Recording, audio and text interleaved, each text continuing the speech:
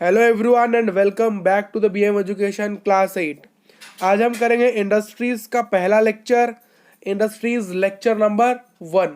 तो शुरू करते हैं इस वीडियो को विदाउट वेस्टिंग योर टाइम और शुरू करते हैं इस लेक्चर को without wasting your any more time. Let's go star for it. देखिए, जो इंडस्ट्रियल एक्टिविटीज होती है उसको हमने 3 सेक्टर में डिवाइड किया है। जिस प्रकार से हमने इकोनॉमिक एक्टिविटीज को 3 एक्टिविटीज में डिवाइड किए थे, primary activities, secondary activities, tertiary activities. ठीक है, जो प्राइमरी एक्टिविटीज था वो एग्रीकल्चर था, जो सेकेंडरी एक्टिविटीज थे वो आपके मैन्युफैक्चरिंग सेक्टर थे। यही मैन्युफैक्चरिंग सेक्टर के अंदर भी आपको इंडस्ट्री जाता है कि नहीं। यहाँ कुछ चीज़ें आपको बताना चाहेंगे। देखिए, अगर आपको एक्टिविटीज़ की बात की जाए या फिर सेक्टर की बात की जाए या फिर इंडस्ट्रियल एक्टिविटीज़ की बात की जाए या फिर इकोनॉमिक एक्टिविटीज़ की बात की जाए, हर किसी में 3 प्रकार की चीज़ आती है। क्या क्या? Primary,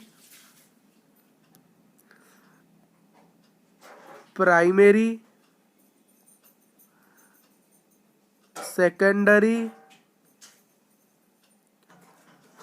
tertiary. देखिए, प्राइमरी में क्या होता है? प्राइमरी में आपका एग्रीकल्चर पार्ट होता है, एग्रीकल्चर पार्ट। सेकेंडरी में आपका मैन्युफैक्चरिंग सेक्टर होता है, यानी बेसिकली आपका इंडस्ट्री स्ट्रक्चर। टर्शियरी में क्या होता है आपका?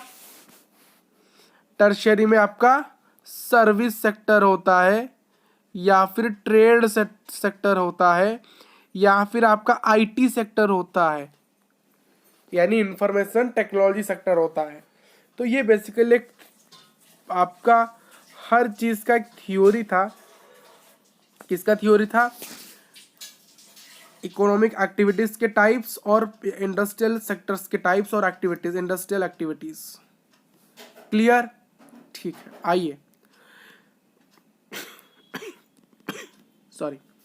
देखिए, जो इंडस्ट्रियल एक्टिविटीज होती है वो 3 सेक्टर में डिवाइडेड है। क्या क्या? प्राइमरी सेक्टर, सेकेंडरी सेक्टर और टर्शियरी सेक्टर। ठीक। ये जो सेकेंडरी, देखिए यहाँ पर जो इंडस्ट्री क्या है, जो इंडस्ट्री हम इस चैप्टर में इसके बारे में पढ़ रहे, जो इंडस्ट्री है ये किस सेक्टर में लाई करता है मुझे बताइए। देखिए, एग्रीकल्चर किस सेक्टर में था? एग्रीकल्चर किस सेक्टर में था बताइए? 1 2 3 4 एंड 5। देखिए, एग्रीकल्चर आपका प्राइमरी सेक्टर में था या फिर प्राइमरी एक्टिविटी में था। आपका एग्रीकल्चर जो है वो प्राइमरी सेक्टर में है या फिर प्राइमरी एक्टिविटीज के अंदर आता है। क्लियर? पर ये जो इंडस्ट्री है आपका, ये जो इंडस्ट्री है ये किस सेक्टर के अंदर? ये जो इंडस्ट्री है आपका, ये आपका सेकेंडरी सेक्टर के अंदर आता है। ये जो इंडस्ट्री है आपका, ये सेकेंडरी सेक्टर के अंदर आता है। क्लियर? सेकेंडरी सेक्टर यानी सेकेंडरी एक्टिविटीज कह सकते हो, या फिर मैन्युफैक्चरिंग सेक्टर या फिर मैन्युफैक्चरिंग एक्टिविटीज के अंदर आता है। तो बेसिकली इंडस्ट्रीज आपका सेकेंडरी यूनिट्स है, सेकेंडरी सेक्टर है, और एग्रीकल्चर आपका प्राइमरी सेक्टर था। ये जो सेकेंडरी एक्टिविटीज होती है वहां पर हम क्या करते हैं, जो रॉ मटेरियल निकलता है कहाँ से? प्राइमरी सेक्टर से। जो रॉ मटेरियल से निकलता है उसको हम कन्वर्ट कर देते हैं प्रोडक्ट ऑफ मोर वैल्यू। ठीक। मैंने कॉटन निकाला, मैंने कहाँ से? मैंने कॉटन के बगीचे से, कॉटन के क्रॉप से कॉटन निकाला।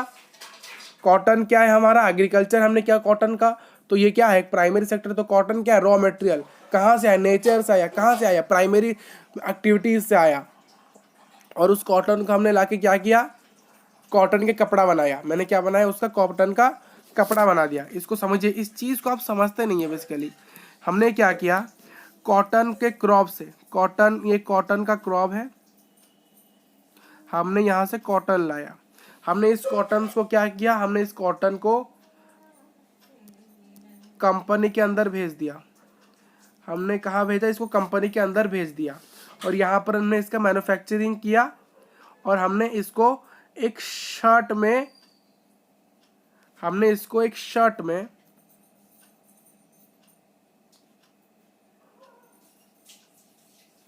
हमने इस कॉटन को एक शर्ट में कन्वर्ट कर दिया by the help of industry. कैसे? देखिए, हमने क्रॉप को निकाला, हमने कॉटन के क्रॉप से कॉटन को निकाला, तो ये हमारा क्या है, रॉ मटेरियल। कॉटन क्या है, रॉ मटेरियल। कहाँ से आया, कॉटन के खेतों से आया। तो बेसिकली ये प्राइमरी है, कॉटन की खेती हमने की, खेती यानी एग्रीकल्चर किया, तो ये क्या है, प्राइमरी एक्टिविटी है। तो इसको हमने क्या क्या मॉडिफाई किया, इस कॉटन के रॉ मटेरियल को हमने मॉडिफाई किया, कॉटन को हमने मॉडिफाई किया और मॉडिफाई करके इसको एक शर्ट में बना दिया, टी शर्ट में कन्वर्ट कर दिया, कॉटन टी शर्ट में कन्वर्ट कर दिया। क्या ये कॉटन टी शर्ट अब बहुत सारे लोग खरीदेंगे, तो हमने इसको वैल्यूएबल प्रोडक्ट्स में कन्वर्ट कर दिया, तो वही काम है। यानी जो इंडस्ट्री है ये क्या है, सेकेंडरी एक्टिविटी। ये इसने क्या किया, इस इंडस्ट्री ने क्या किया, इस इंडस्ट्री ने इस कॉटन के रॉ मटेरियल को एक वैल्यूएबल प्रोडक्ट टी शर्ट में कन्वर्ट कर इसको बहुत सारे लोग यूज़ कर सकते हैं। तो सेकेंडरी एक्टिविटीज़ करते क्या है, सेकेंडरी एक्टिविटीज़ वह एक्टिविटीज़ होती है जो कि किसी रॉ मटेरियल को एक ऐसे प्रोडक्ट में कन्वर्ट करते जिसकी वैल्यू बहुत है मार्केट में, और जो कि लोगों के हित में काम करे, लोगों के फर्म में काम करे, लोगों के लिए काम करे। ठीक, देखिए इंडस्ट्री एक इकोनॉमिक एक्टिविटी को रिफर करता है जहां पर हम गुड्स का प्रोडक्शन करते हैं और गुड्स का एक्सट्रैक्शन करते हैं, मिनरल्स का, और प्रोविजन ऑफ सर्विस करते हैं। यानी जहां भी किसी गुड्स का प्रोडक्शन हो, पहले रॉ मटेरियल आ रहा है, हमने रॉ मटेरियल को मॉडिफाई करके उसको एक मोर वैल्यू प्रोडक्ट में कन्वर्ट किया। तो इंडस्ट्रियल एक्टिविटीज क्या होती है, जहां पर गुड्स का प्रोडक्शन होता है। ठीक है, रॉ मटेरियल्स को लाए कहाँ से, खेतों से, एग्रीकल्चर से, कंपनी में आया, इंडस्ट्रीज में आई, इंडस्ट्री में उसको हमने टी शर्ट में कन्वर्ट कर दिया, शर्ट में कन्वर्ट कर दिया, पैंट में कन्वर्ट कर दिया, फिर उसको हमने बेचा कहाँ कहाँ, मोर वैल्यू में बेचा उसको लोगों के लिए हित में। तो वहाँ पर गुड्स का प्रोडक्शन हुआ, चीज़ों का प्रोडक्शन हुआ। हम मिनरल्स का एक्सट्रैक्शन करते हैं, देखिए हम ज़मीन से कोयले को निकालते हैं इलेक्ट्रिसिटी जनरेट करने के लिए, इंडस्ट्रीज में ही होता है वो सारी चीज़ें, है कि नहीं, इंडस्ट्रीज में ही होता है। हम इंडस्ट्रीज के अंदर आयरन ओर को निकालते हैं, उसको आयरन में कन्वर्ट करते हैं, स्टील में कन्वर्ट करते हैं, स्टेनलेस स्टील। हम बॉक्साइट को निकालते हैं, उसको एल्यूमिनियम में कन्वर्ट करते हैं। क्लियर है, ठीक। और हमने इंडस्ट्रीज को डिवाइड किया है रॉ मटेरियल, साइज, ओनरशिप के बेसिस पर। आइए देखते हैं रॉ मटेरियल्स। देखिए रॉ मटेरियल सबसे बेसिक मटेरियल होते हैं जो कि इंडस्ट्री में यूज होते हैं।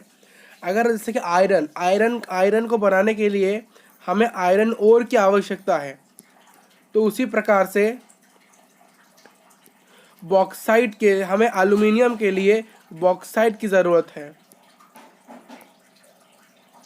ठीक, यानी अगर देखिए ज़मीन में जो एल्यूमिनियम नहीं रहता है, ज़मीन में आपको एल्यूमिनियम नहीं मिलता है, ज़मीन में आपको बॉक्साइट मिलता है, ज़मीन में आपको बॉक्साइट मिलता है। इस बॉक्साइट को हम इस ज़मीन से निकालते हैं, इसको हम कहते हैं एक्सट्रैक्ट करते हैं, और एक्सट्रैक्ट करके इसको कंपनी में जाकर जो कंपनीज़ हैं वहाँ पर जाकर इसको क्या करते हैं, मैन्युफैक्चरिंग करते हैं और एल्यूमिनियम निकालते हैं, मैन्युफैक्चरिंग नहीं एक्सट्रैक्शन करते हैं। ठीक, क्लियर। देखिए रॉ मटेरियल के बेसिस पर हमने क्लासीफाई किया है किस प्रकार से, एग्रो बेस्ड। देखिए रॉ मटेरियल्स के बेसिस पर हमने सबसे पहले एग्रो बेस्ड में क्लासीफाई किया। Agro based industries under the raw materials are classified into the followings. Number 1 is agro based. Agro based वह इंडस्ट्रीज हैं जहां पर एग्रीकल्चर प्रोडक्ट्स, जिसका रॉ मटेरियल एग्रीकल्चर प्रोडक्ट्स है। मिनरल बेस्ड, जिस इंडस्ट्रीज का रॉ मटेरियल मिनरल्स है, mines है, वो है, जैसे कि कोयला, माइंस, क्रॉसर्स, ये सारे। मराइन बेस्ड, जिसका रॉ मटेरियल वाटर बेस्ड है, जिस इंडस्ट्रीज का। फॉरेस्ट बेस्ड यानी जिस भी किसी इंडस्ट्री का जो मटेरियल्स है, रॉ मटेरियल है, वो फॉरेस्ट है या फिर ट्रीज है। साइज ऑफ इंडस्ट्रीज, देखिए साइज का मतलब ये नहीं कि कंपनी का जो घर है, कंपनी का जो हेडक्वार्टर वो कितना बड़ा है, नहीं। कंपनी का साइज यानी उसमें कितना पैसा इन्वेस्ट है, कितने नंबर के लोग काम करते हैं, कितने अमाउंट में उसमें प्रोडक्ट की प्रोडक्शन होती है, कैपेसिटी कितनी उनके प्रोडक्शन की। Number 1 the industries as classified on the size of industries में हमने 2 प्रकार में क्लासीफाई किया है। साइज ऑफ इंडस्ट्रीज को हमने साइज के बेसिस पर 2 टाइप में क्लासीफाई किया है। Small scale, large scale. देखिए स्मॉल स्केल क्या है? स्मॉल स्केल इंडस्ट्रीज वह इंडस्ट्रीज होती है जहाँ पर हम प्रोडक्ट को अपने हाथों से बनाते हैं। जैसे कि एग्जाम्पल क्या है, एग्जाम्पल यहाँ लिखा है, एग्जाम्पल क्या है? Cottage and house hold industries. आपने देखा होगा जो झाड़ू बना के बेचते हैं बहुत सारे लोग मार्केट में, तो वो एक स्मॉल स्केल इंडस्ट्रीज है। यहाँ बहुत कम अमाउंट के कैपिटल्स इन्वेस्ट, बहुत कम पैसा यहाँ पर लोग लगाते हैं और बहुत कम पैसा इनके पास होता है और बहुत कम टेक्नोलॉजी का यूज़ करते हैं। जैसे कि बास्केट वेविंग, जो कटोरी बनाते हैं, जो जाली जाली से जो कटोरे बनाते हैं, लकड़ी से जो कटोरे बनाते हैं, जो हैंडीक्राफ्ट प्रोडक्ट्स होते हैं, जो लकड़ी से बने हुए प्रोडक्ट्स होते हैं, वो सारे स्मॉल स्केल इंडस्ट्रीज़ के अंदर आते हैं। Poetry, other handicraft industries. In India में क्या है? इंडिया में स्मॉल स्केल इंडस्ट्रीज़ की एम्प्लॉयमेंट 35% पॉपुलेशन, यानी 35% पॉपुलेशन एम्प्लॉयड है, काम कर रहे हैं स्मॉल स्केल इंडस्ट्रीज़ में। अब आइए लार्ज स्केल इंडस्ट्रीज़ को देखिए। ये जो लार्ज स्केल इंडस्ट्रीज़ है, ये इनमें बहुत ज़्यादा अमाउंट में प्रोडक्ट्स की प्रोडक्शन होती है, बहुत ज़्यादा वॉल्यूम में जो सामान है वो बनता है, बहुत ज़्यादा अमाउंट में, बहुत ज़्यादा कैपिटल यहाँ पर इन्वेस्ट है। यहाँ टेक्नोलॉजी बहुत एडवांस है। एग्जाम्पल प्रोडक्शन ऑफ ऑटोमोबाइल्स, ठीक है। ऑटोमोबाइल्स यानी ऑटोमोबाइल्स क्या होते हैं? कार की मैन्युफैक्चरिंग, जो कार मैन्युफैक्चरिंग कंपनीज होती है वो लार्ज स्केल इंडस्ट्रीज होती है। हेवी मशीनरीज, जो बड़े बड़े मशीन्स बनते हैं। भेल कंपनी का नाम, भारत हेवी इलेक्ट्रॉनिक लिमिटेड, ये करते बहुत हेवी इलेक्ट्रॉनिक सामान बनाने के लिए जाना आता है और ये एक लार्ज स्केल इंडस्ट्रीज है। देखिए most development show the existence of large scale industries, यानी जहाँ जो डेवलप्ड नेशन है वो दिखाते हैं कि लार्ज स्केल इंडस्ट्रीज को दिखाते हैं, और वहीं जो स्मॉल स्केल इंडस्ट्री दिखाते हैं, जो स्मॉल स्केल इंडस्ट्री ज़्यादातर डेवलपिंग नेशन में होते हैं और कई बार थोड़े थोड़े डेवलप्ड नेशंस भी होते हैं। नेक्स्ट आइए ओनरशिप के बेसिस पर देखते हैं गाइस। ओनरशिप के बेसिस पर हमने ऑन द फॉलोइंग क्लासीफाई किया है, 4 टाइप में क्लासीफाई किया है: private sector, public sector, joint sector, cooperative sector. देखिए प्राइवेट सेक्टर क्या है? प्राइवेट सेक्टर एक ऐसा इंडस्ट्री जिसका मालिकाना हक किसके पास होता है? एक इंडिविजुअल के पास या फिर एक ग्रुप ऑफ इंडिविजुअल्स के पास। यानी उस कंपनी का जो मालिक है वो कोई एक ही बंदा होगा या फिर बहुत सारे बंदे मिलकर भी हो सकते हैं, कोई एक बंदा या फिर बहुत सारे मिलके। जैसे कि टाटा ग्रुप, टाटा का मालिक कौन है? रतन टाटा, उसके फाउंडर जो नहीं, उसको एक ही मालिक है। जैसे कि रिलायंस का मालिक कौन है? अंबानी। क्या उसका कोई और मालिक है? नहीं। तो जिस कंपनी का मालिक सिर्फ एक ही हो या फिर 2-3 भी हो सकते, जैसे किस कंपनी का आपने नाम सुना है? जोमाटो का। जोमाटो के 2 फाउंडर्स हैं, तो उन दोनों ही कंपनी है, यानी एक या फिर एक इंडिविजुअल या फिर ग्रुप ऑफ इंडिविजुअल्स खोल सकते हैं, ठीक।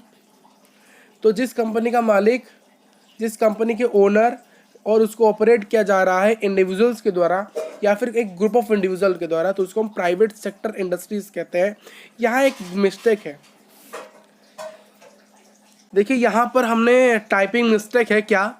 यहाँ पर प्राइवेट सेक्टर इंडस्ट्री में जो एग्जाम्पल्स लिखे हैं, एग्जाम्पल्स है भारत हेवी इलेक्ट्रिक लिमिटेड और इंडियन ऑयल कॉरपोरेशन, ये प्राइवेट सेक्टर इंडस्ट्रीज नहीं है। Indian oil corporation, Bharat heavy electric limited भेल और इंडियन ऑयल कॉरपोरेशन ये गवर्नमेंट कंपनी है, यानी गवर्नमेंट कंपनीज हैं, ये प्राइवेट सेक्टर कंपनीज नहीं है। तो इसको यहाँ से काट दीजिए, इसको यहाँ से काट दीजिए। एग्जाम्पल लिखिए, प्राइवेट सेक्टर इंडस्ट्रीज का एग्जाम्पल आप लिखिए, आपको बता रहे हैं हम। एग्जाम्पल लिखिए, एग्जाम्पल इसका लिखिए, यहाँ एग्जाम्पल लिखिए। एग्जाम्पल प्राइवेट सेक्टर इंडस्ट्रीज का एग्जाम्पल है Toyota,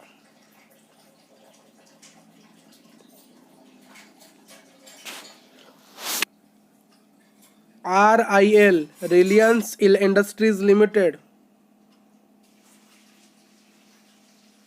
Tata group etcetera. Then comes to public sector. Public sector industries जिसका ओन्ड और इसको ऑपरेट करता है गवर्नमेंट। गवर्नमेंट जिस भी कंपनी को ओन या ऑपरेट करे उसको हम कहते हैं public sector industries. Example Hindustan organic limited, HAL Hindustan organic limited. SAIL steel authority of India. Joint sector industries. Joint sector industries वो होती है जिसको ओन और ऑपरेट किया जाता है किसी भी स्टेट के द्वारा। कोई उसका जो उस जॉइंट सेक्टर इंडस्ट्रीज का मालिक कोई भी स्टेट यानी कोई राज्य हो सकता है, जैसे कि ओडिशा हो गया, केरला हो गया, ये जो स्टेट्स है उस कंपनीज के मालिक होते हैं, या फिर कोई इंडिविजुअल होता है या फिर कोई ग्रुप ऑफ इंडिविजुअल होता है। देखिए जॉइंट यानी क्या है, मिला हुआ। तो आप कह सकते हो जॉइंट का मतलब है government sector, government plus private.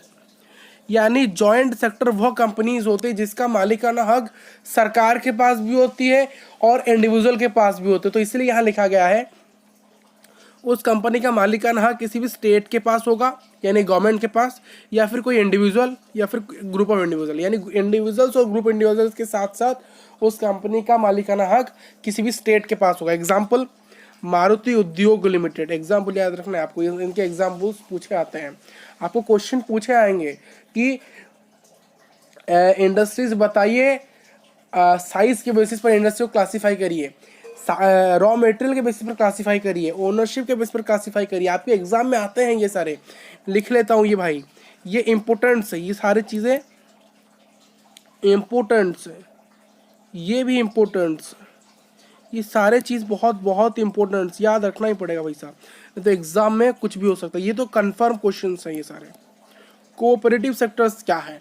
ये ऐसे इंडस्ट्रीज हैं जिसको ओन और ऑपरेट किया जाता है प्रोड्यूसर्स के द्वारा, सप्लायर्स ऑफ रॉ मटेरियल्स के द्वारा, वर्कर्स के द्वारा और बोथ।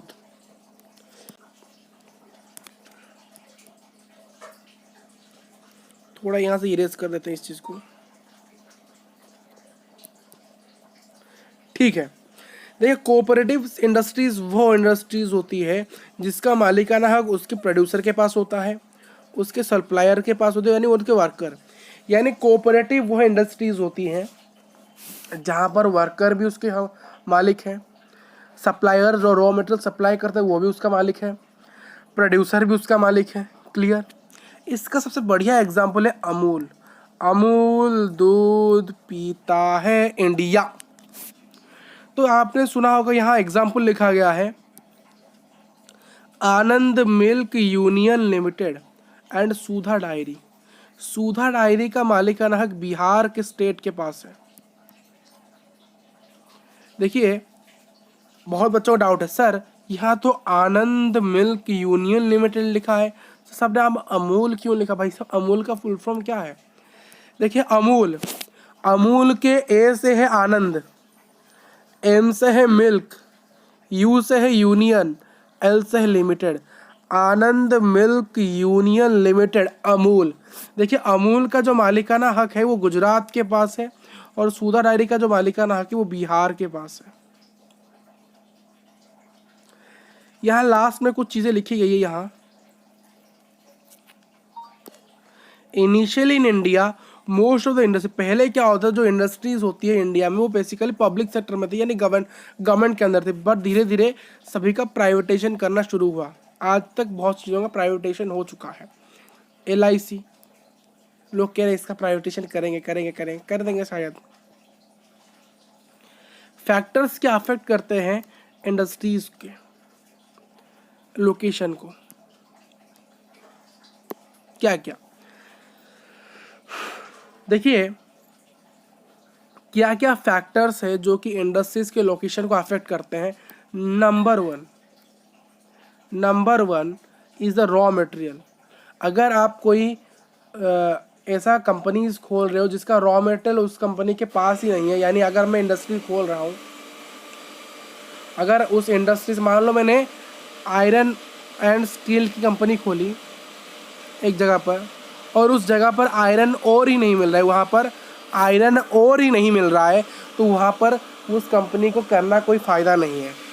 दूसरा लैंड, किस प्रकार का लैंड है, हमको एक अच्छा सी ज़मीन चाहिए जहाँ पर हमारा कंपनी स्ट्रांगली खड़ा हो सके। तीसरा पानी की सुविधा, 4वां लेबर फैसिलिटी, 5वां पावर, 6 कैपिटल, पैसा चाहिए भाई साहब, अगर पैसा नहीं होगा तो कंपनी शुरू नहीं कर। ट्रांसपोर्ट चाहिए, अगर उस कंपनी में कुछ चीज़ बन गया तो उसको ट्रांसपोर्ट ही तो कहीं करना है लोगों को बेचने के लिए। 8वां मार्केट से कितना दूर है और कितना पास, अगर ज़्यादा पास होगा तो अच्छा होगा, ट्रांसपोर्टेशन कॉस्ट कम आएगा।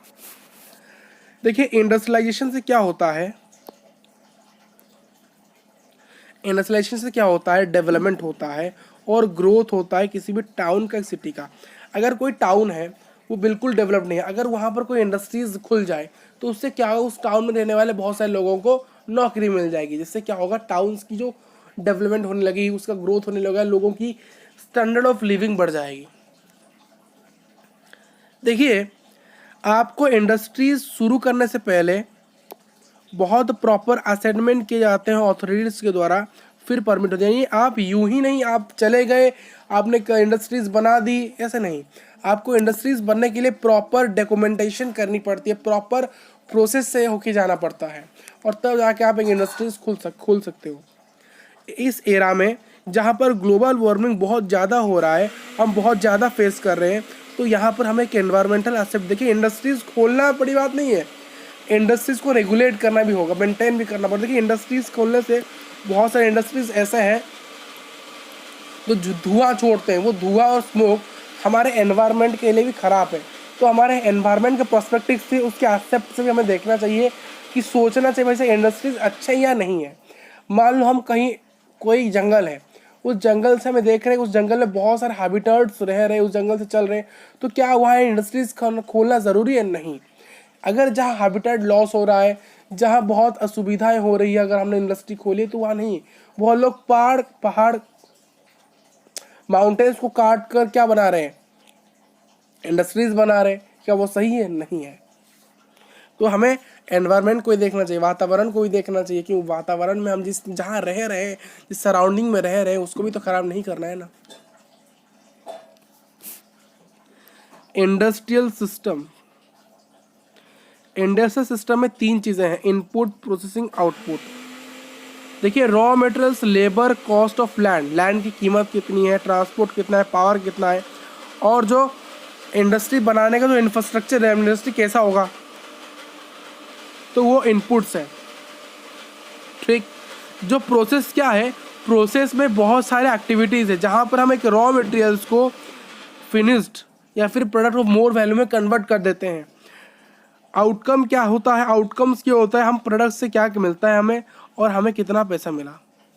Industrial setup and also depends on the political will, अगर पॉलिटिकल विल के ऊपर भी इंडस्ट्रियल सेटअप होता है। अगर कोई पार्टी जो सत्ता में है, अगर उसने मना कर दिया आपको कंपनी खोलने में, तो आप कंपनी नहीं खोल सकते, अगर उसने हाँ कह दिया तो आप खोल सकते हो। तो पॉलिटिकल विल में भी काम करता है।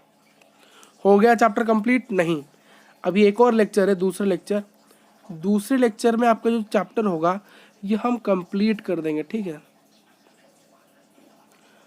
और आप ये जो नोट्स है, आपको इन वीडियो का आपको पॉज कर करके लिखना है। जो नोट्स हैं आपको नहीं मिल रहे हैं, मुझे पता है, इनके PDF आपको नहीं मिलेंगे। आपको क्या करना है, इन नोट्स को, वीडियो को बीच में पॉज कर करके इनके नोट्स को लिखना है, क्योंकि ये नोट्स नहीं लिखो, SST है, SST में अगर आप नोट्स नहीं लिखोगे, उसको याद नहीं रखोगे, तो मार्क नहीं आएगा। तो आपको इस वीडियो को देखने के लिए बहुत बहुत धन्यवाद। मिलेंगे नेक्स्ट क्लास के अंदर, और इंडस्ट्रीज को ख़त्म ही कर देंगे नेक्स्ट क्लास में। ठीक, बाय बाय।